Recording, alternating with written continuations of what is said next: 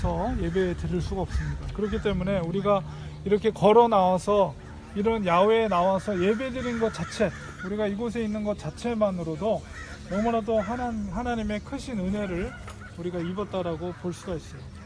그래서 우리가 하나님께 감사하는 마음을 가지면서 우리가 예배 드리기 원합니다. 오늘은 특별히 로마서에서 사도 바울이 말하고 있는 그 구원의 원리가 무엇인가, 그것을 한 구절 읽었지만 그 말씀 속에서 은혜를 나누는 시간을 가지려고 합니다.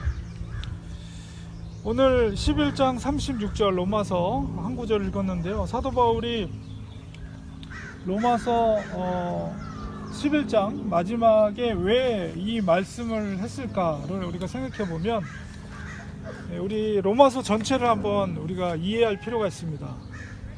우리 로마서는 특별히 복음의 진리, 복음의 진수가 아주 핵심적으로 담겨져 있는 교리서 같은 책이에요. 바울의 그 신약 성경에 바울의 서신이 13편이 있는데 그 중에서도 로마서는 정말 복음의 진수가 담겨져 있는 아주 보석 같은 책입니다.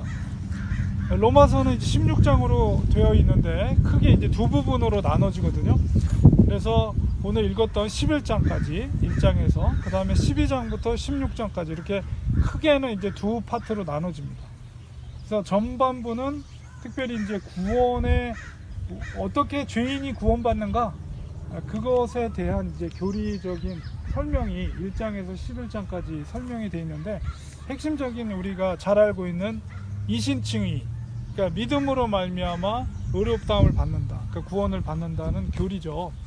그것이 이제 1장에서 11장까지 잘 설명이 되어 있고, 그 다음에 12장에서 마지막 16장까지는 그렇게 믿음으로 구원받은 그리스도인이 실제적으로 어떻게 살아가야 되는가, 삶의 문제가 바로 후반부에 기록이 되어 있어요.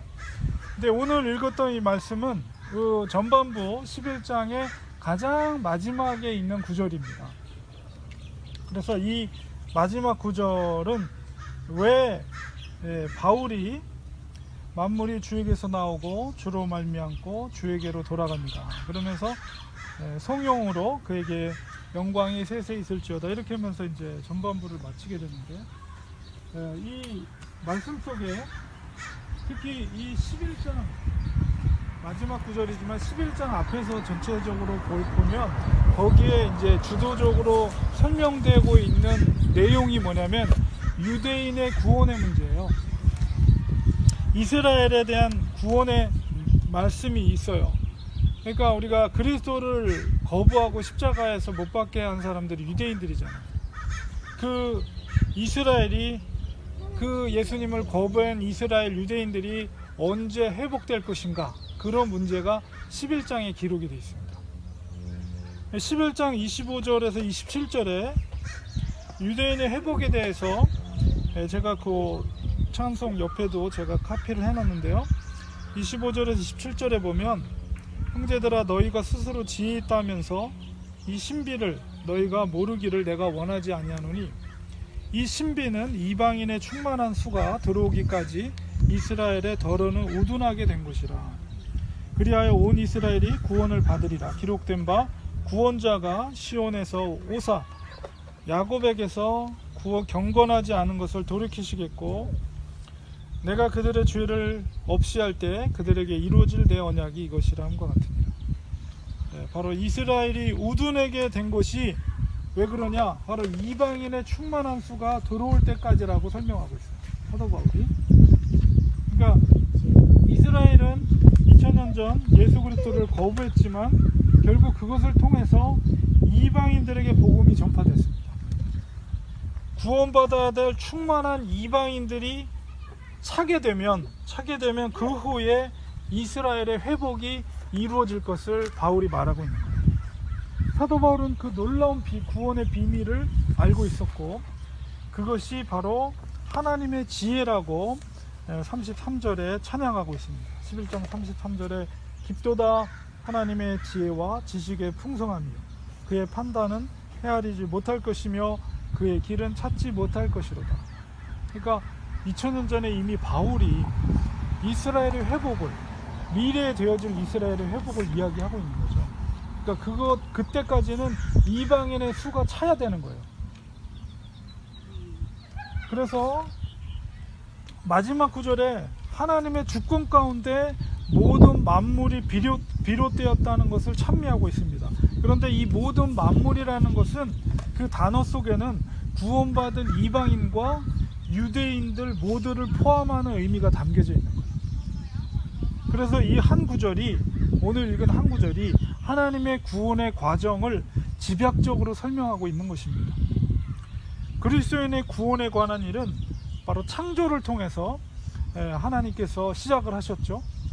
그런데 이것은 바로 하나님의 소유된 백성의 의미를 가지고 있고, 또 이제 죄로 인해 더럽혀진 백성들을 또한 그리스도로 말미암아, 주로 말미암아 다시 죄를 씻으셨습니다. 이 한 구절 속에 그런 과정을 설명하는 거예요. 이 과정을 통해서 하나님은 그 백성을 다시 사신 것입니다. 구속이라는 것은 핏값을 주고 샀다는 거예요. 그리고 하나님의 확실한 소유를 지금 주장하고 있는 거죠. 이방이나 유대인이나 하나님의 백성에 대해서. 결국 이방이나 유대인이나 주의 은혜를 입은 자들은 결과적으로 주님께로 돌아가게 되는 것입니다. 완전한 하나님의 소유된 백성이죠. 바로 이것이 하나님께서 이루신 놀라운 구원의 계획인 것입니다. 바울은 로마에 있는 그리스도인들에게 편지를 통해서 이 복음을 설명하고 있는 거예요. 근데 이 편지를 쓰고 있는 당시에 바울은 한 번도 로마를 방문한 적이 없어요. 그렇기 때문에 지금 편지를 받는 그 로마에 있는 그리스도인들은 바울을 한 번도 만난 적이 없어요. 그렇기 때문에 더 구체적으로 복음의 진리를 설명하고 있는 것이죠. 핵심적인 것을.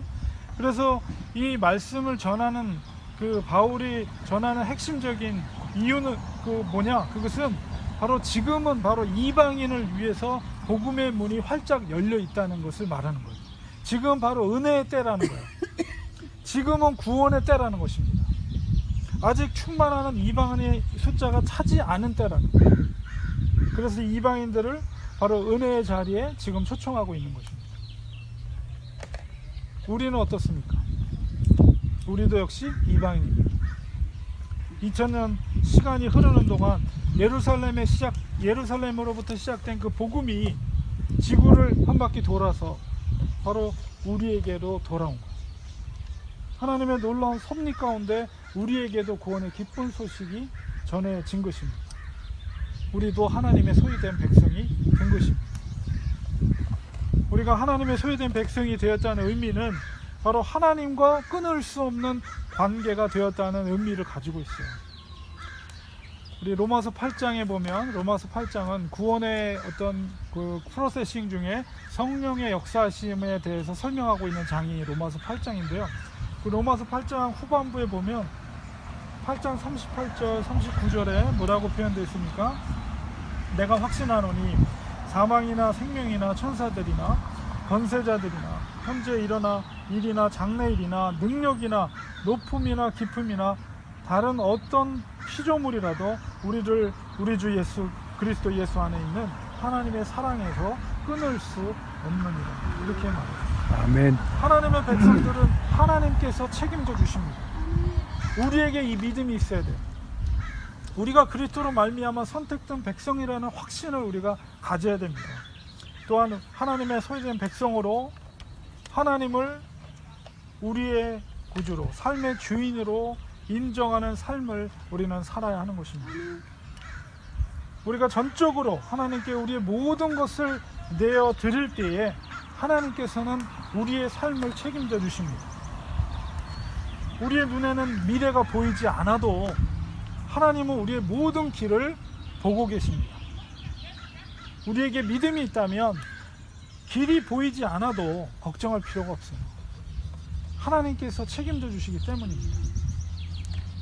우리는 의심의 안개를 거두고 믿음으로 담대하게 우리는 살아가야 됩니다.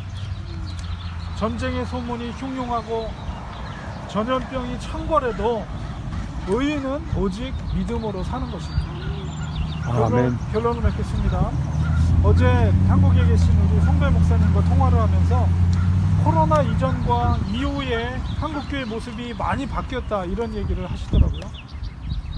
특별히 주일학교가 없는 한국교회가 벌써 60%에 다다릅니다. 얼마나 정말 기가 막힌 일입니까? 그리고 코로나 이후에 지금 마스크 다 바깥에서는 안 써도 된다고 얘기하는데도 불구하고 주일학교 지금 참석률이 그나마 10%밖에 안 됩니다. 지금 그 목사님 교회도. 그러니까는 자녀들을 안 보내는 거예요. 코로나 걸릴까 봐. 언론상에서는 뭐 새로운 뉴스가 또 떴더라고요. 또 아프리카에서 시작된 전염병으로 뭐 천연두가 또 유행하게 될지도 모른다. 뭐 이런 또 소문이 퍼지고 있습니다. 앞으로 제2의 코로나, 제3의 코로나가 밀려올지도 모르겠습니다. 한치 앞도 예측하기 어려운 그런 세상을 우리가 살아가고 있습니다. 그러나 그리스도인들은 전쟁의 소문, 또 질병의 소문에 우리 두려워할 필요 없습니다. 그런 시대가 다시 도래해도 결국 살아남는 성도는 진짜 믿음이 있는 성도들입니다. 어둠 속에서 믿음의 빛은 더욱 빛을 낼 것입니다. 질병과 전쟁의 고통은 결코 복음의 길을 가로막을 수 없습니다. 심지어 죽음도 복음의 길을 가로막을 수 없습니다. 아멘. 만물을 창조하신 하나님께서 그리스도를 통해서 우리를 구원하셨습니다. 구원의 확신과 하나님에 대한 믿음이 있을 때 우리는 살 수 있습니다. 영생의 길로 갈 수 있습니다. 구원의 길을 여신 하나님, 그 하나님이 우리를 향해 너는 내 것이다, 너는 나의 소유된 백성이다, 우리에게 인치셨고 우리의 인생을 하나님이 책임져 주실 줄 믿습니다. 아멘. 말씀에 대한 확신을 가지고 우리는 어떤 소문이 들려도 어떤 상황이 우리에게 닥쳐온다 할지라도 두려움 갖지 말고 하나님을 향한 신실한 믿음으로 우리가 믿음의 길을 묵묵히 걸어가는 우리가 되어야 되겠습니다. 아멘. 기도하겠습니다. 하나님, 2000년 전에 사도 바울을 통해서 약속하신 그 구원의 길을 우리가 다시 한번 묵상하게 됩니다. 예루살렘에서 시작된 그 복음이 바로 지구 반대편에 있는 조선 땅에도 또 그 복음이 전해졌고 우리들에게도 누군가를 통해서 복음이 전해졌습니다. 우리가 이방인이지만 그 이방인의 수가 차기까지 이스라엘의 회복이 지연되고 있는 가운데 있습니다. 주님이 다시 오실 때 우리 이방인들과 또 유대인들이 다 정말 구름 가운데 오시는 주님을 맞이하게 될 날을 우리가 믿음으로 바라보게 됩니다.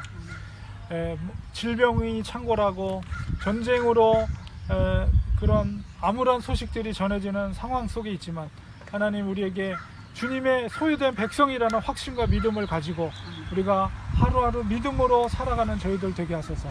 주님이 우리를 부르시고 우리를 인치시고 하나님 자녀 삼아주신 분명한 사명을 깨닫게 하시고 주님 오시는 그날까지 우리에게 맡겨진 귀한 사명을 잘 감당할 수 있는 우리가 되게 하시고 우리 렌추아닌 교회가 될 수 있도록 도와주시옵소서. 아멘. 예수님의 이름으로 기도드리옵나이다. 아멘. 아멘. 아멘.